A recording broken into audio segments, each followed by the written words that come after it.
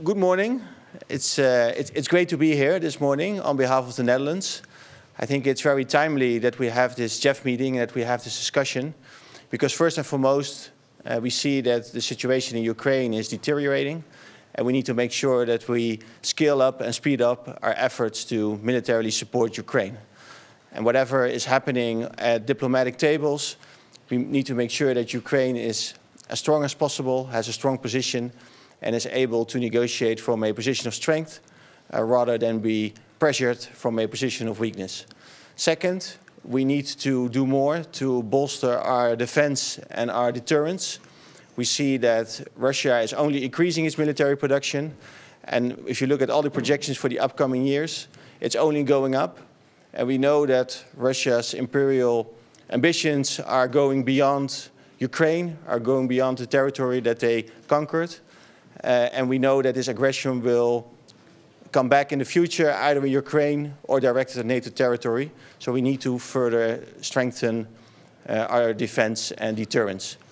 And finally, we see that there's a lot of talk about potential negotiations.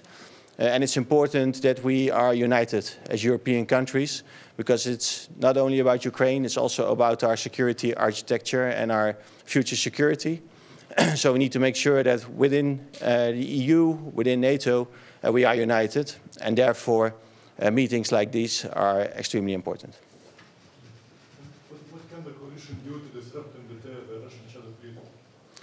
I think we need to do two things. So one, we need to further bolster our military capabilities.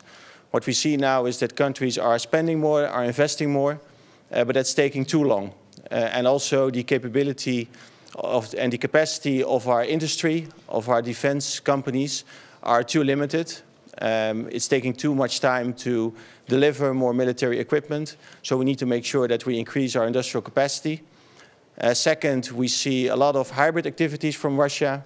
Also in the Netherlands, we experience cyber attacks, sabotage, espionage on a daily basis. And we also need to make sure that we are resilient against that and that we have clear answers, because we should avoid any disruption of our society, because of course that's the goal of Russia, to disrupt our unity, to disrupt our societies, and we need to make sure that we have a clear answer to that. What is needed that security guarantees given to Ukraine in the future are credible? Who can give the security guarantees?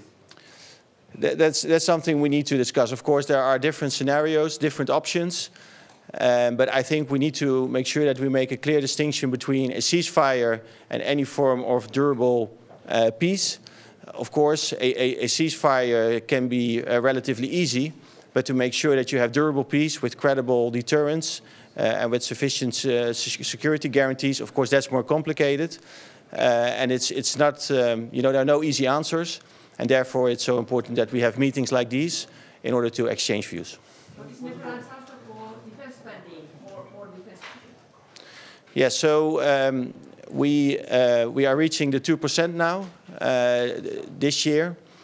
We also are close to setting this in our law, so not only in our budget, but also to have this 2% as a minimum in our law. At this point, we are growing very fast. We went from around 1.4% to 2% in just a few years. And in this fast growth, it's now quite difficult for me actually to spend the full 2%, because I've ordered a lot of weapon systems. I try to hire new military people, but it's taking more time than I would like to see. And that's why I also made my remark about the industrial capacity that we need to increase. So at this point, we as the Netherlands, I'm working on a daily basis to make sure we spend the 2%. But regarding the future, we have all seen the remarks by Secretary General of NATO saying that we need more capabilities for our defense and deterrence. So in the upcoming months, we will have further discussions about any potential new target. Of course, we will organize the NATO summit in The Hague in June. I can imagine this is also going to be an important topic, and therefore it's good that we have discussions like these. But so far, as the Dutch government, we haven't set any new targets yet. We need to discuss this within NATO today at the JEF maybe as well. And then in the upcoming months, we will probably come with our position. What about the Russian shadow fleet? What steps could be taken by you and others to disrupt it? So I think it's very good that the EU yesterday announced further steps in order to avoid the current function of the shadow fleet. I think it's very concerning. I think in general, any mechanisms that Russia and others are using to circumvent sanctions are very concerning, and we need to find new ways in order to tackle that.